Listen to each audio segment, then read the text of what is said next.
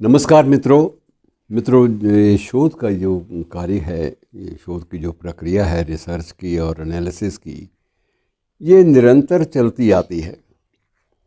और इसमें जो परिणाम निकलते हैं, जो निष्कर्ष निकलते हैं, वो भी अक्सर चर्चा का विषय बन जाते हैं। और वो कई बार बड़े विचारोत्तेजक होते हैं कि ये यार किस दुनिया में हम लोग जीने पे विवश हैं और किस तरह से हम धीरे धीरे प्रकृति के सभी जो महीन छोटे छोटे सूक्ष्म से दिखने वाले जो तथ्य हैं, वो कितनी सफाई से हम लोग जान जाते हैं, पहचान जाते हैं। और उसके बाद उनसे जो आशंकाएं हमारे मन में उपजती हैं, उनका इजहार भी कर लेते हैं। जो संभावनाएं नज़र आती हैं, उनके बारे में भी गुफ्तगू हो जाती है।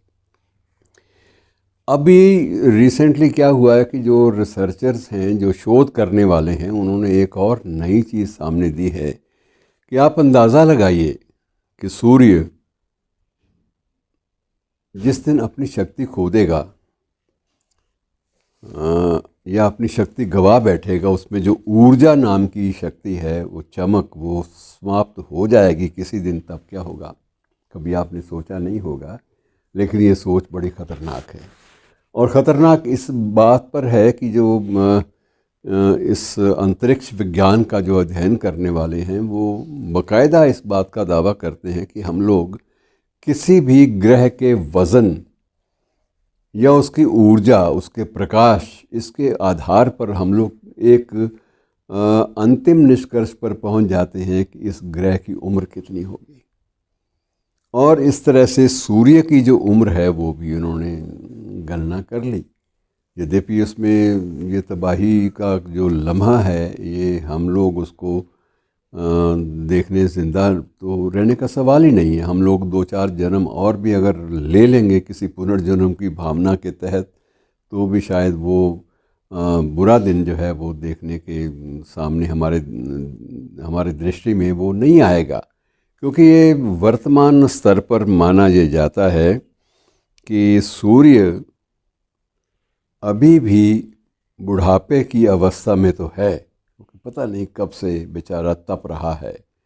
और ये जो तंदूर है, धीरे धीरे उसका ठंडा तो पड़ता जा रहा है, लेकिन इसको पूरी तरह से गायब हो जाने में भी लगभग 1500 करोड़ वर्ष 1500 करोड़ वर्ष का समय लग जाएगा। लेकिन इतना समय तो हमने गणना कर ली, और ये गणना भी कुछ निर्धारित मानदंडों और मापक यंत्रों के आधार पर है। ये व्यर्थ की हमने वो कौड़ी नहीं उड़ा दी। ये नहीं है कि एक बात ऐसे ही हवा में उड़ा दी गई। इसके बाकायदा वैज्ञानिक आधार भी हैं। लेकिन इसमें सबसे बड़ा ख़तरा जो ये है, जो आशंकाएं उपजी हैं कि अगर कभी ऐसा हो जाता है, सूर्य की भी मौत हो जाती है, तब क्या होगा। तब यह है कि ये निश्चित माना जा रहा है कि सूर्य के बिना तो ये ना प्रकृति रहेगी, ना ये पेड़, ना ये पौधे, ना ये वातावरण, कोई भी चीज़ नहीं बचेगी, ना जीव, ना जंतु। इन सब की ऊर्जा या इनके सब की जीवन शक्ति जो है, वाइटल फोर्स जो है, वो सूर्य से ही आती है, सब में। और सूर्य की शक्ति से ही ये पेड़ पौधे पनपते हैं, सूर्य की शक्ति से ही हम सब का विकास होता है। सूर्य जिस दिन, अगर 4-6 दिन सूर्य वैसे नज़र ना आए बादलों की वजह से, तो भी हमें परेशानी होती है। सूर्य जब बहुत तपने लगता है तब भी हम परेशान रहते हैं, लेकिन उसके बिना जी नहीं सकते। एक AM और जो PM वाली बात है, वो भी सूर्य ने तय कर रखी है। और उसी समय आज भी हम बैठे बैठे अंदाज़ा लगा लेते हैं कि चंडीगढ़ में या दिल्ली में आने वाले सप्ताह में सूर्योदय का सही समय क्या होगा। ये आकलन जो है, ये हमने कुछ तथ्यों और कुछ शोध प्रक्रियाओं, रिसर्च के प्रोसेस, उसमें से गुज़र कर हमने निकाले हैं, किए हैं आकलन। और वो आकलन कभी भी झूठे नहीं हुए। इस तरह से ये माना जाना चाहिए कि हर चीज़ की एक उम्र है, हर ग्रह की एक उम्र है, हर उपग्रह की एक उम्र है। और एक उम्र के बाद हमने देखा है कि टूटे हुए तारे की बातें भी हमने बहुत सुनी है। तारा टूटा हुआ दिखाई दे तो ये एक शुभ शगुन भी माना जाता है, और कई जगह से अपशगुन भी माना जाता है। अलग अलग धारणाएं हैं। उदाहरणाएँ तो जैसे वक्त बीते उसके मुताबिक ही बननी शुरू हो जाती हैं, लेकिन ये सारी की सारी चीज़ें होती हैं। और सूर्य भी एक ग्रह है और उसकी भी एक उम्र है, ये तय है। लेकिन सूर्य का महत्व ये है कि इसके बिना सृष्टि की कोई भी वस्तु जीवित नहीं रह सकती। इसलिए ये कल्पना करना कि सूर्य की उम्र कितनी होगी, इस बात का अंदाज़ा लगाना बहुत मुश्किल है। और सबसे बड़ा ये एकमात्र ऐसा ग्रह है जिसके अंदर भी आप प्रवेश नहीं कर सकते, जिसको नंगी आंखों से देखना, निरंतर सूक्ष्म रूप में देख पाना लगातार, ये भी संभव नहीं होता। चंद्रमा को आप देख सकते हैं, आपके जो जीव जंतु हैं वो भी वहाँ पर गए हैं। लाइका जैसी जो एक कुतिया थी वो भी 6 या 7 दशक पहले वो भी गई थी रूस के एक स्पुतनिक में बैठकर। तो ये सारी चीज़ें चलती रहती हैं।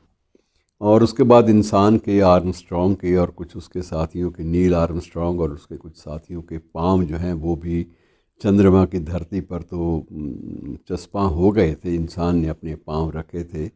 लेकिन सूर्य की धरती पर कोई इंसान, कोई भी जंतु, जीव या कोई भी किसी भी नस्ल का कोई जीव जंतु वहाँ पर अपना पाँव या अपने पंख फड़फड़ा नहीं सकता, क्योंकि उसके करीब या उसकी परिधि या उसकी कक्षा में जाकर ही भस्मीभूत से होने वाली बात होती है। अर्थात ये देह सारी की सारी राख बन जाती है।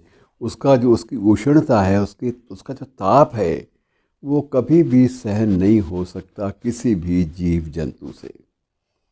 अर्थात आप ये अंदाज़ा लगा लीजिए कि जिस दिन सूर्य नहीं रहेगा उस दिन क्या होगा। इस बात का अंदाज़ा आप लगा सकते हैं कि कोई भी आपको प्राणी या पेड़ या पौधे या फूल या कुछ भी आपको दिखाई नहीं देगा, कुछ भी बचेगा नहीं, क्योंकि हर वस्तु को बुरा लगे या अच्छा, सूर्य ज़रूरी लगता है।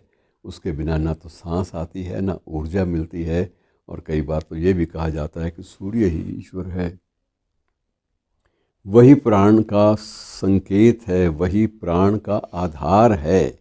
और इसके बिना किसी भी बात की, ज़िंदगी की कल्पना करना वो असंभव है।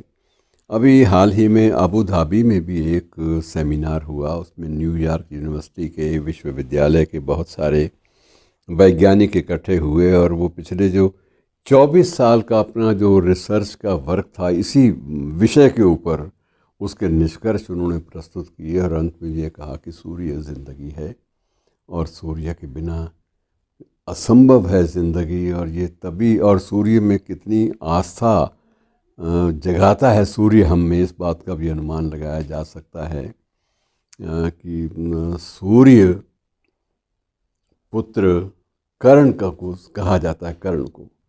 और कर्ण की सबसे बड़ी विशेषता यही मानी जाती है कि उसको मालूम था कि इस युद्ध में दुर्योधन नहीं जीत पाएगा।